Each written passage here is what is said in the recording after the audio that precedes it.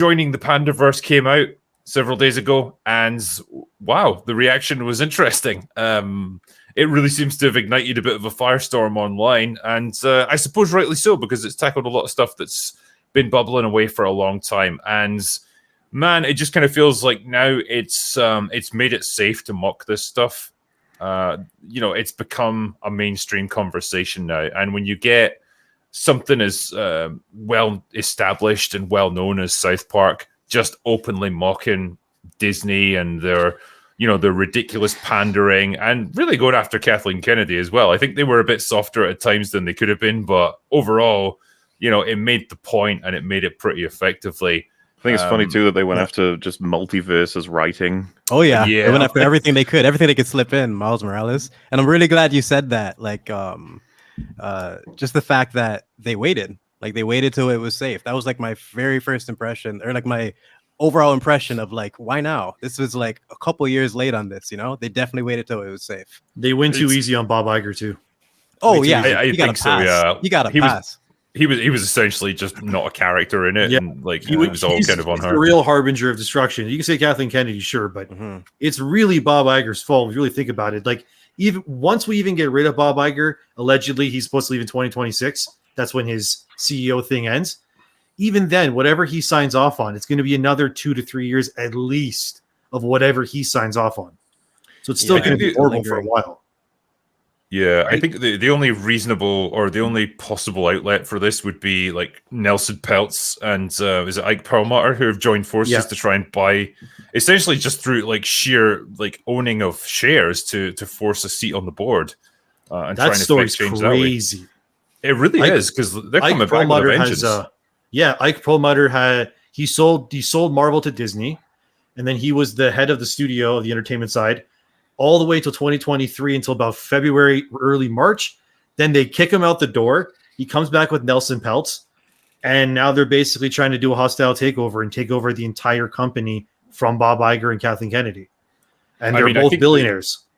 Yeah, it was just a bunch of really rich people fighting over what's left of Disney. But I mean, there's probably never been a better time to do it. Like when their share price is in the toilet, and the public perception of them is just dog shit at this point. And like the fact that South Park is openly mocking them, and that's just going to open the floodgates for other people to do it now, because it is safe. It is safe to do. They've made it safer by doing this at a safe time. Yeah, they've opened up the floodgates now. A lot of people who were thinking about it are going to pull the trigger on it now. Well, there's a lot of people out there who say that there's absolutely no evidence or examples or formulas or patterns of anything going on that could resemble this stuff about, like, for example, an obsession with bringing in female characters. It's like South Park fucking made a full-on episode about it. You can't ignore that elephant in the room anymore. I love that. Like, it's when they go into like Universe 216, it's like Cartman goes to find Butters, and like Butters like this, like his dad comes in, but it's a woman, and he still calls him dad. Hi, Dad. But I thought it's very coincidental that the South Park episode comes out, and then a couple of days later, the Variety article drops. And I think the South Park episode went soft. And when it went, I think considering how scathing Trey and Matt can be, I thought it was very soft. But regardless of that, stick a chick in it and make a layman gay. Yeah, is now just become the war cry. Yeah, it's pretty funny. You look at Disney, The Acolyte coming out. What's The Acolyte? Oh, it's stick a chick in it and literally make a layman gay. Yep. You look at Alan Wake that's just come out. Saga Anderson, race change. Saga Anderson. Why? Don't know. She's got to walk around with a Scandinavian knitted sweater to say, "Hey, look, I'm actually from Scandinavia," because that white blonde chick that I was a few years ago, I'm no longer. It's just, and then you can go on with them all the Disney product, Phase 4, Phase 5, Eternals, everything. So that stick a chick in it and make a layman gay has just become like the epitome of current Western entertainment. Yeah. It was safe, but it was used in so many For YouTube the record, videos. I agree with Az that they went soft, but they went soft on both ends, I think. I think they went soft on both ends. I mean, I don't want to get into trouble here, so I won't mention names of channels, but there are some channels out there that are just feeding on bullshit. Just absolute feeding on bullshit, and all they do is just churn out fucking bullshit. and there's a lot of people online that, I mean, my mate, I was in a car with him when we were heading to the gym the other day, and he's just like, oh, Kathleen Kennedy's come out with a statement, issued a statement saying that she's going to double down on all. It's like, what are you talking about? He's like, yeah, I saw it on, oh, fuck it, I'm going to mention the channel. Yeah, I saw it on Mike Zero's channel. And I was just I knew it. I was waiting for you to say it. There it is. You do not have to worry about getting in trouble here. Like, you can slag. I was like, is he going to say it? Is he going to say it? Oh, you can slag off Mike Zero as much as you Still want. doing that shit. That channel is just fucking sludge. I know. I was just like, dude, the guy's a fucking Sick clown. man. He's a clown. He's Sick been a man. clown for years. But my mate's a normie. You know, he's not involved in any of the cultural business. He doesn't keep up with any of this.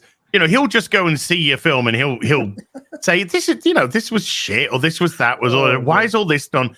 But when it comes to like the YouTube side, there's a lot of normies out there that'll just go, oh, I heard this, is this true? And he never has any sources.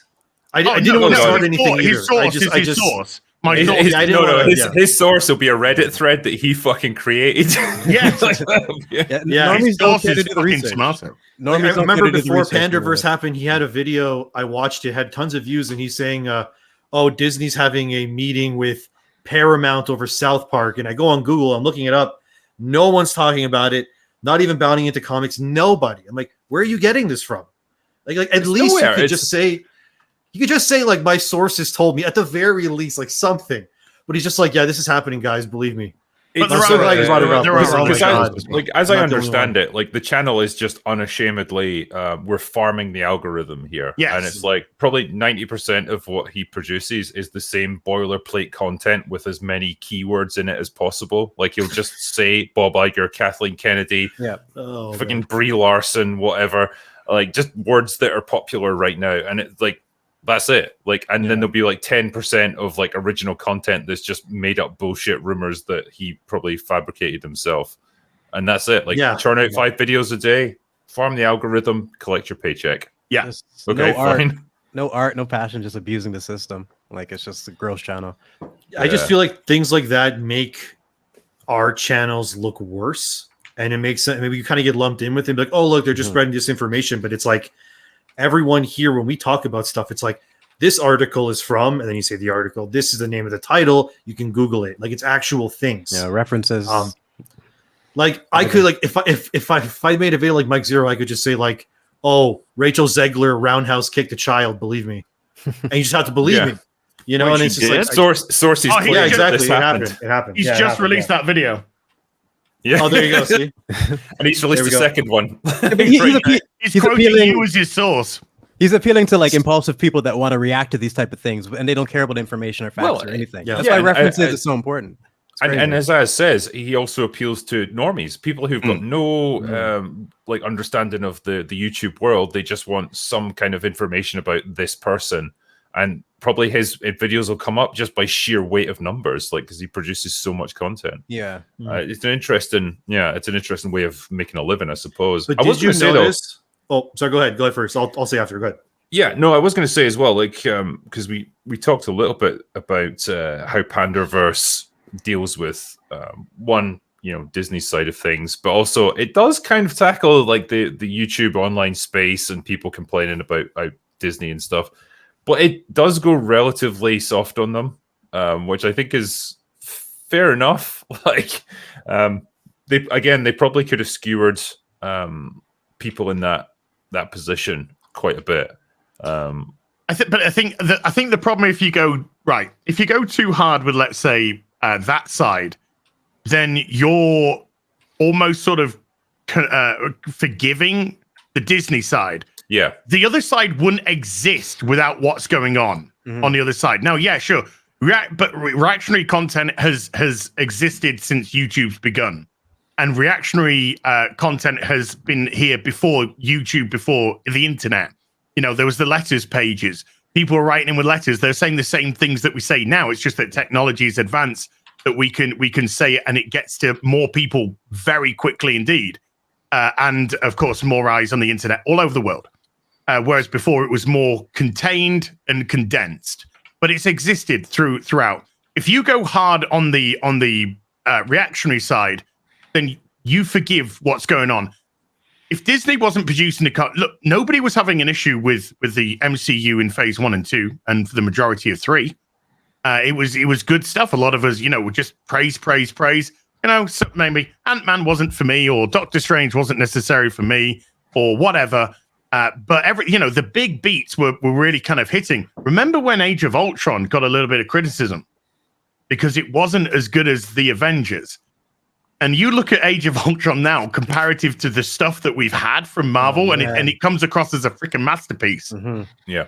But we had things like, the Winter Soldier, the Civil War. These were Infinity War. I thought exceptional films. There were some very happy people. But Disney Marvel, they decided in phase 4 onwards that they were going to do exactly what failed in the comics, all new, all Marvel. And it failed miserably in the comics. And for some reason, they thought we're just going to put it onto the screen and the normies will lap it up. Guess what? Even the normies are just like, no, this is not what we want. So what do you think they should do to fix it? What would you do? We'll definitely get onto the Marvel stuff shortly, because there's a lot that's come out about that in the past day or so. The way they handled like the Kathleen Kennedy, like the evil one coming through and stuff, like from the other universe. It's an interesting way that they tackled that, and it's an interesting point I guess they were trying to make, because I always interpreted that as like she's like the image of Kathleen Kennedy that people have created in their heads, like the monster who just wants to just destroy everything, and like her only thought process is, put a chick in it and make her gay. But is that then in response to like the way that people have built her up online? And like when you actually see the reality, or at least the one that South Park presents to us, she's just kind of a mundane executive who just doesn't know how to make good movies, and so just relies on the quick and easy option of the pandering in order to get films made, and ends up abusing it. I found the weird Cartman Kennedy version to be South Park. That's South Park being really safe by saying it's almost as if like, oh, it wasn't Kathleen Kennedy that they made everything terrible. It was a multiverse version from some like insect planet thing, whatever the hell that was. They're still trying to go ahead. Sorry. It's just like it's kind of like they're it's almost like they were like trying to make fun of Disney, but then because they used that Cartman Kennedy Bizarro version, that was their way of sort of like being like, oh, we're kidding, Disney, don't hate us, don't sue us or anything. Like it's not really Kathleen Kennedy. I didn't really like that, but that's it's a funny joke. Like almost every one part of it landed. Like it was hilarious. But at the back of my head, I'm like, this is a really effective way to shift the blame and create this entity that took over the real Kathleen Kennedy, rather than holding her accountable for the bullshit that she's done all these years. Yeah. And it's like when you really, I think this, as much as I enjoyed it, I think a lot of aspects of it are going to age poorly because of that. Where it's like you had an opportunity to tell the truth here, and you just kind of fucked around. Well, I think ultimately because they got that fundamental point across of. You are pandering. You do this same process. You use this same formula in every movie. Like just put a chick in it, make her gay. Like that's basically all the old ideas that you have creatively. Good. I think, like regardless of whether you can say, well, they made a bit of a straw man in the evil Kathleen Kennedy, it's like they still have implanted that idea in people's minds, and now it's just become the thing. As I said before, it's the rallying cry for this kind of like counter argument. That's why I'm saying it's safe, but still super effective. If I can push back a little in favor of South Park, if we're being completely honest here, the reality is they would, when creating these films, for example, the dumb fucking Indiana Jones, they would have been like, she's a great character. Look, we gave her flaws in that she's selfish at times and that she needs to learn about this, that, and the other. And Indy's working with her in the film. We had a guest on EFAP who argued, hey, she didn't take over. She was with him in that movie and stuff. And it's like, so one could say that the real Kathleen Kennedy is like that scene where she's looking at the mail and she's like, oh, these sexists and racists, I'm going to put even more women and people of color into these films so that they'll come to understand to like they're people too, or some stupid shit. And then like she's so incompetent and she can't they basically said like she has no interest in creative aspects. She wants to create things fast and to appeal and to blah blah blah. The monster version is essentially a characterized like version of what we would try and skip to. Where like when one of my favorite parts, the subtler jokes, some of the things that get me more, but when they're at City Walk and they're sitting down, and then it's usually a guy, but the girl City Walk guy's like, "Can I take your order, please?" And then Cartman just looks at her and goes, Same with the police station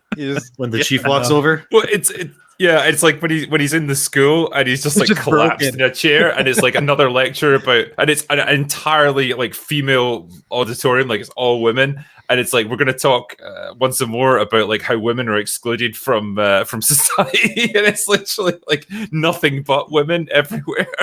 And so, like, I would even go as far as saying there's a good chance the story's not over and that they've stumbled on something, at least maybe accidentally, that I'll be real though, talked about, that Kathleen Kennedy is not the be-all and end-all, right? Like, her decisions, her interests, if she was to disappear from Disney tomorrow, Disney's not going to become great again. No, because she's created the team underneath her as well. So even if Kathleen Kennedy goes, her cabal remains, and it'll just be another member of the cabal that takes over. Thanks for watching this clip. Just before I sign off, I wanted to make you aware that the new Critical Drinker merch store is just launched, with brand new designs made by actual competent artists, instead of me dicking around on Teespring.